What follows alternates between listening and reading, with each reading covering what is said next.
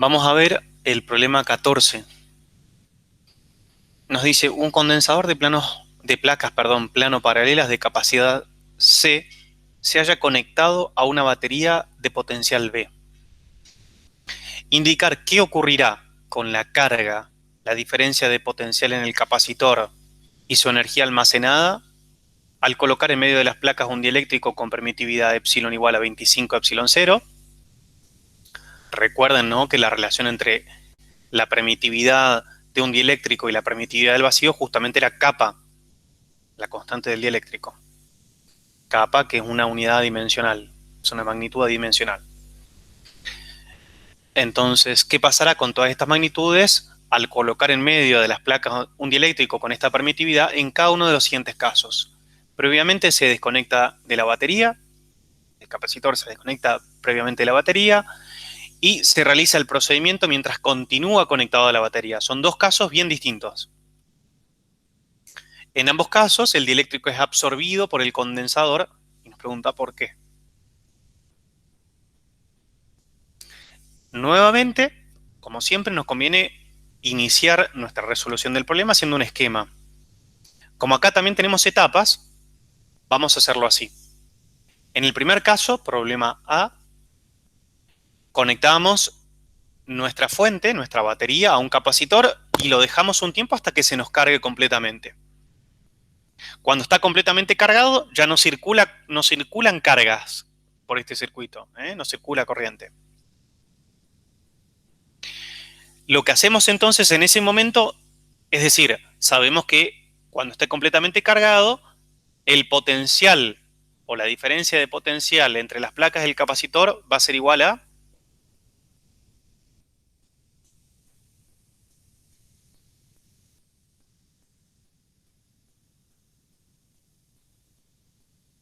cuando el capacitor esté completamente cargado, la diferencia de potencial entre sus placas va a ser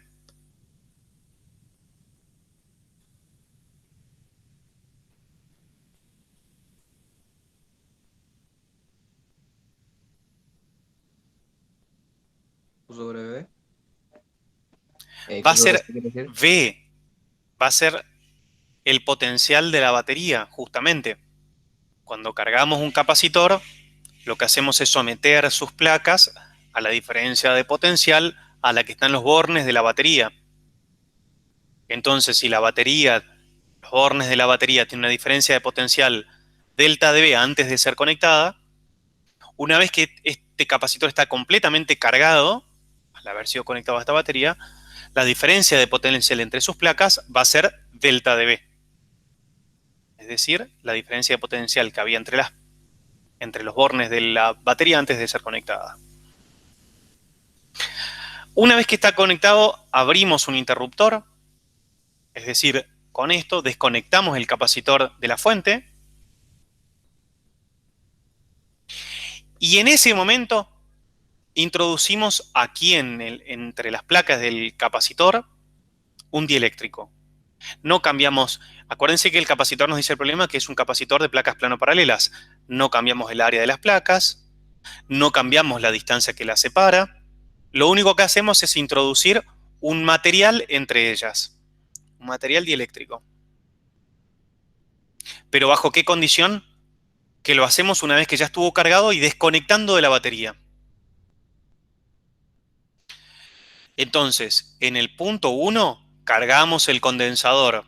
Cuando se termina de cargar, tenemos que Q igual a C por B. La carga acumulada en este capacitor va a ser igual a su capacitancia por la diferencia de potencial entre las placas, que es igual, esta B, a la diferencia de potencial entre los bornes de mi batería. En el segundo caso, desconectamos la batería. El condensador permanece con la misma carga, Q igual a C por B, porque fíjense que abrimos el interruptor, pero la carga no tiene dónde ir. Queda con la misma carga. Y queda con la misma diferencia de potencial B entre sus placas. Es decir, hasta donde llegó con su carga, mientras hacemos el proceso de carga del capacitor, bueno, una vez que abrimos el interruptor, el condensador queda con el potencial que adquirió y con la carga con la que se cargó, obviamente. Pero ahora introducimos el material dieléctrico en el paso 3. Introducimos material dieléctrico entre las placas del capacitor. ¿Qué sucede ahí? Se introduce un dieléctrico de constante kappa. Kappa en este caso vale 25, nos dice el problema. Y entonces el condensador tiene ahora una capacitancia que es C' igual a kappa por C, donde C era la capacitancia sin dieléctrico y kappa es justamente la constante del dieléctrico. La carga es Q' o Q sigue siendo la misma. ¿Por qué? Porque introduje un material dieléctrico acá, pero la carga no tiene a dónde ir. Por lo tanto, la carga sigue siendo la misma. Pero vamos a ver qué pasa. Precisamente, Q se mantiene constante, pero cambia la capacitancia de mi sistema. Cambia la capacitancia de mi capacitor. Por lo tanto, cambia la diferencia de potencial. Como es de esperar, la diferencia de potencial disminuye porque aumenta la capacitancia. ¿Sí? Esto es lo que sabíamos. Que la capacitancia disminuía precisamente porque, perdón, que la capacitancia quise decir aumentaba porque la diferencia de potencial disminuía. Entonces acá estamos diciendo la inversa. Exactamente lo mismo, pero visto del otro lado. Es decir, como nuestra capacitancia aumentó, es decir, C' es mayor que C, entonces B' es menor que B. Q sobre C es B, es decir, el potencial cuando no había dieléctrico, es decir, el potencial suministrado por la batería. Entonces B' es V sobre kappa. Por lo tanto, la diferencia de potencial disminuye a un 25avo de la diferencia de potencial inicial.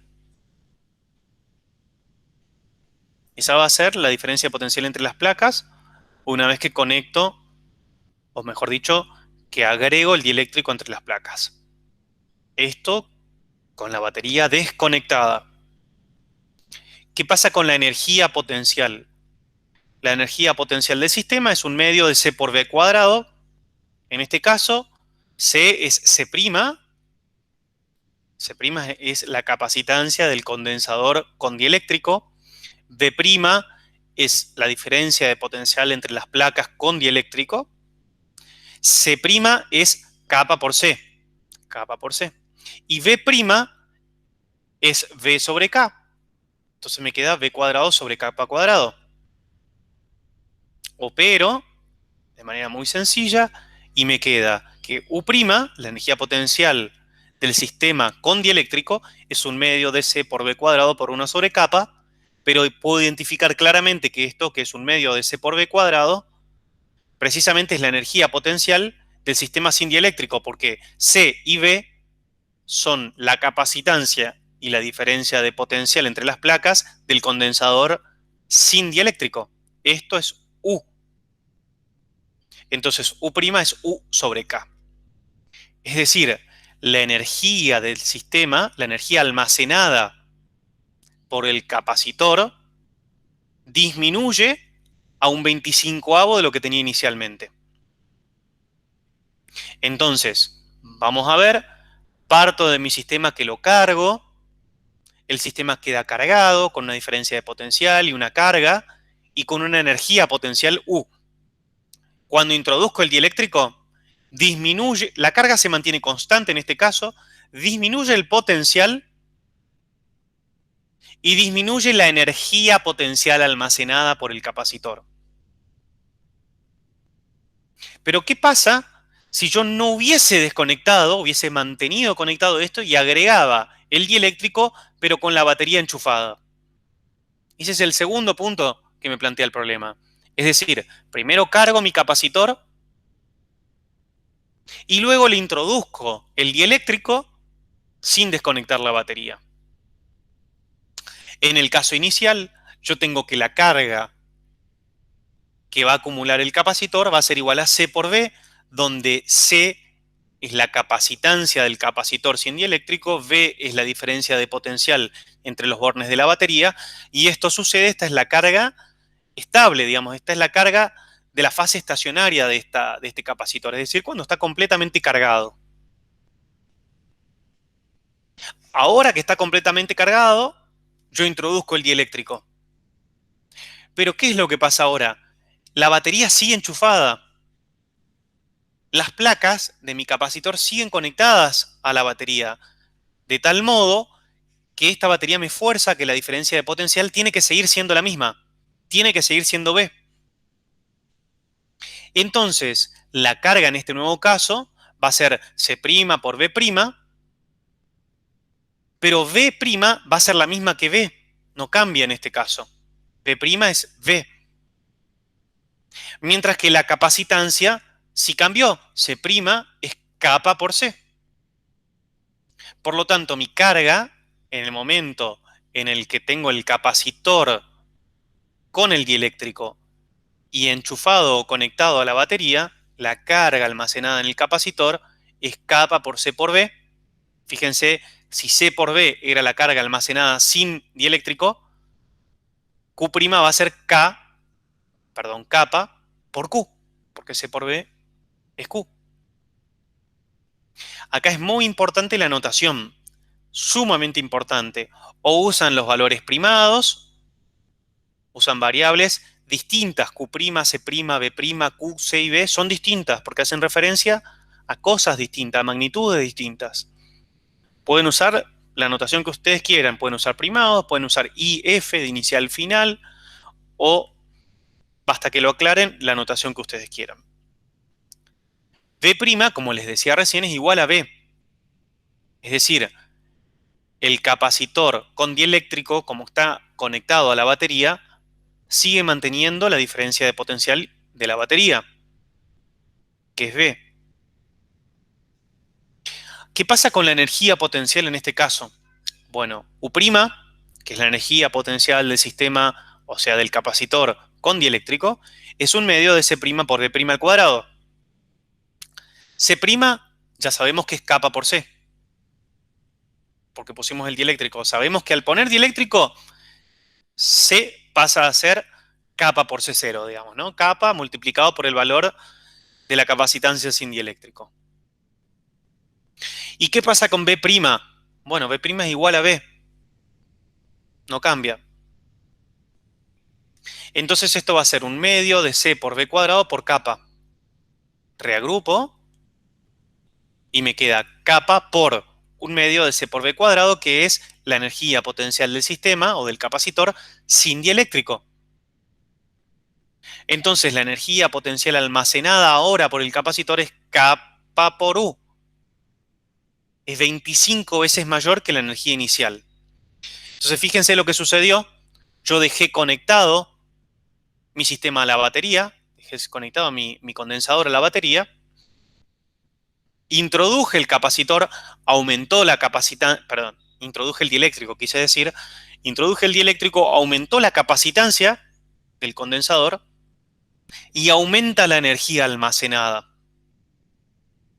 Aumenta la carga, se mantiene constante la diferencia de potencial y aumenta en 25 veces la energía almacenada por el capacitor.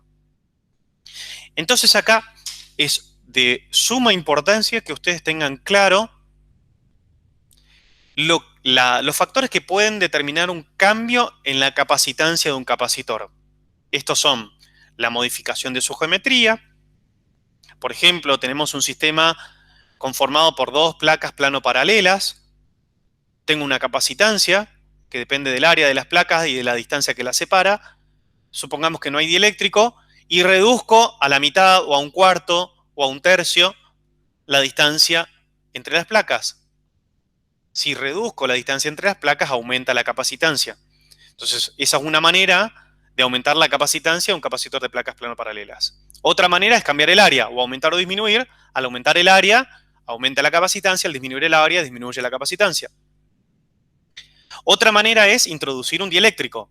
Al introducir un dieléctrico, dejando la geometría inalterada, lo que va a suceder es que la capacitancia del sistema con dieléctrico es un factor que es kappa, que depende del dieléctrico, del material, kappa, multiplicado por la capacitancia sin dieléctrico. Pero yo después también puedo combinar y puedo decir, tengo un cierto capacitor sin dieléctrico. Reduzco la distancia e introduzco un dieléctrico. Entonces hice dos cambios. Es importante tener en cuenta esto. Pero además lo puedo tener conectado en serie con otro que no tiene dieléctrico y en paralelo con otro que sí. Y a su vez lo puedo tener conectado a una batería al principio, luego lo desconecto, etcétera. Puedo hacer muchos tipos de combinaciones. Acá lo importante es poder ir desglosando y poder ir parte por parte y comprender que la capacitancia de cada capacitor no depende ni de la carga que tenga, que almacene, ni de la diferencia de potencial a la que está sometido, sino solamente de su geometría, es decir, de la forma en que están dispuestos los, los conductores, la relación entre sus geometrías, sus distancias relativas, y el dieléctrico que los separe. Si comprendemos eso, tenemos una buena parte del problema ganado, una buena parte del problema resuelto, y luego tenemos que identificar cómo se manejan las cargas en caso de que esté abierto o cerrado un interruptor con batería, en caso de que estén conectados en serie, en paralelo. En ese caso, profe, aumentó la energía almacenada, pero porque siguió conectado. En el caso de que desconectemos y después pongamos el dieléctrico, va a disminuir en 25, supongo. ¿No es cierto? Eso es lo que vimos. Fíjense, en este caso, aumentó la energía almacenada. ¿De dónde sale esa energía? Nosotros sabemos que la energía no se genera de la nada. Esa energía se la está suministrando la batería. La batería es quien le brinda, hay una transferencia de energía química almacenada por la batería hacia el capacitor. Yo tenía, fíjense, inicialmente supongamos que está desconectado, yo conecto la batería, se carga mi capacitor, se carga con carga y se carga, valga la redundancia, y se carga también con energía potencial. ¿De dónde salió la energía potencial que almacena este capacitor? De la batería. La batería entregó parte de su energía química hacia el capacitor. Esto lo vimos en la clase pasada. Pero cuando yo introduzco el dieléctrico, la energía almacenada es mucho mayor. Es decir, si acá había almacenado, supongamos, 1 joule, para este caso en el que la constante del dieléctrico es 25, ahora almacena 25 joule. O sea, ¿de dónde salieron los otros 24 joule? También los aporta la batería. Hay una transferencia de energía química de la batería hacia el material. En este otro caso, sin embargo, la batería primero suministró energía al capacitor. Recuerden que lo que aporta, o mejor dicho, en el proceso de transferencia, en el proceso de carga del capacitor, lo que pierde la batería es la mitad de lo que gana el capacitor. La otra mitad dijimos que se perdía en forma de energía térmica en el cable. O también puede ser en forma de radiación electromagnética en caso de corriente alterna, en caso de que haya oscilaciones de los electrones. Es decir, en caso de que la corriente esté circulando primero en un sentido y luego en el otro. Esto lo vamos a ver con detalle más adelante, no se preocupen, pero sí es importante que la energía que pierde la batería cuando se conecta al capacitor no va toda al capacitor, sino la mitad de lo que pierde la batería va al capacitor. El capacitor se llenó de energía al máximo para esa diferencia de potencial, la otra mitad se perdió en forma de energía calórica, perdón, se disipó. Bueno, y mi capacitor quedó cargado con una cierta energía, supongamos 1 joule. Ahora, yo desconecto esto y conecto, y pongo un dieléctrico. Lo que va a suceder es que el dieléctrico, si estas son las placas, es absorbido,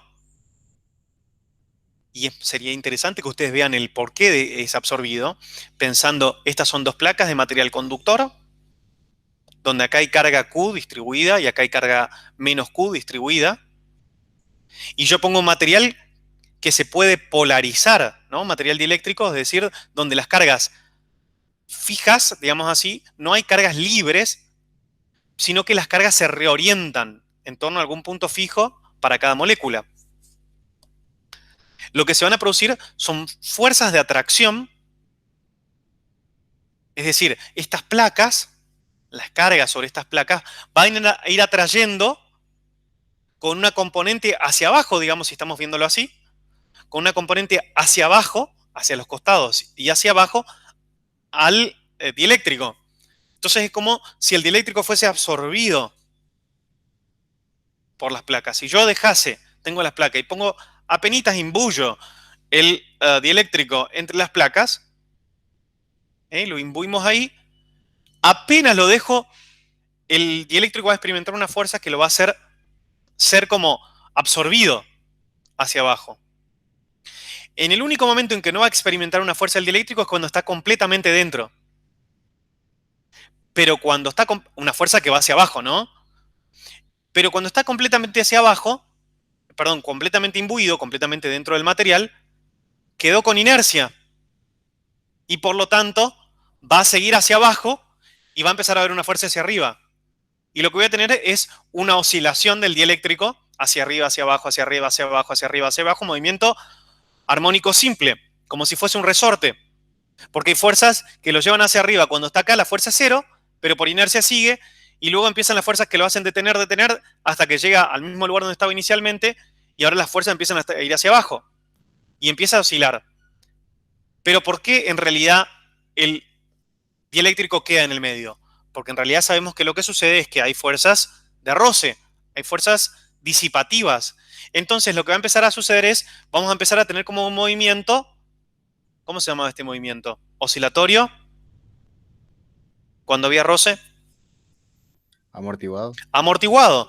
Entonces a introducirse el dieléctrico dentro del material, dentro del conductor, dentro del capacitor, vuelve a salir, pero va perdiendo energía, en forma de energía térmica, hasta que queda dentro. Entonces eso es lo que sucede, fue perdiendo energía térmica en ese roce hasta que hasta que queda ahí completamente dentro del material. Sigue almacenando energía, porque sigue habiendo campo eléctrico, incluso en este caso, pero el campo eléctrico es menor, y ustedes saben que la energía se almacena en forma de campo eléctrico. Por lo tanto, la energía potencial almacenada cuando el capacitor ya tiene el dieléctrico en el medio es menor que la que tenía cuando no tenía el dieléctrico.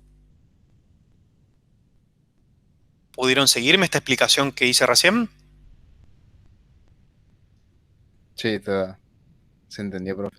Primero me había parecido, Más o menos. después de que pregunté, dije algo súper tonto, pero arriba estaba escrito, pero bueno, terminó explicando algo que no sabía. Ok. Lautaro Rodríguez, ¿vos quisiste decir algo?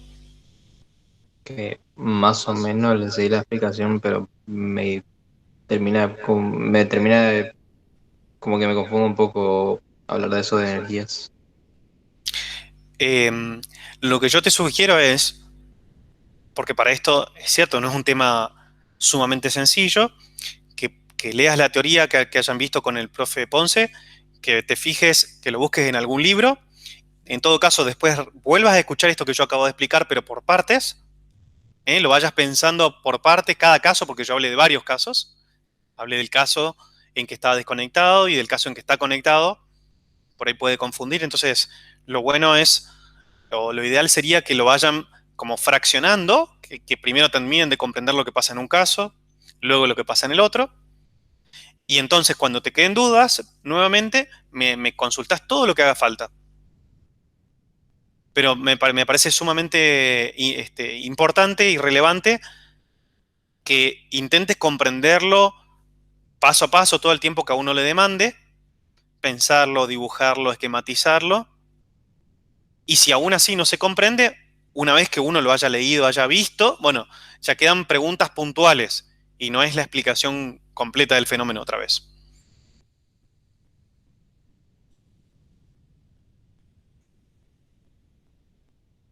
¿Alguna otra pregunta?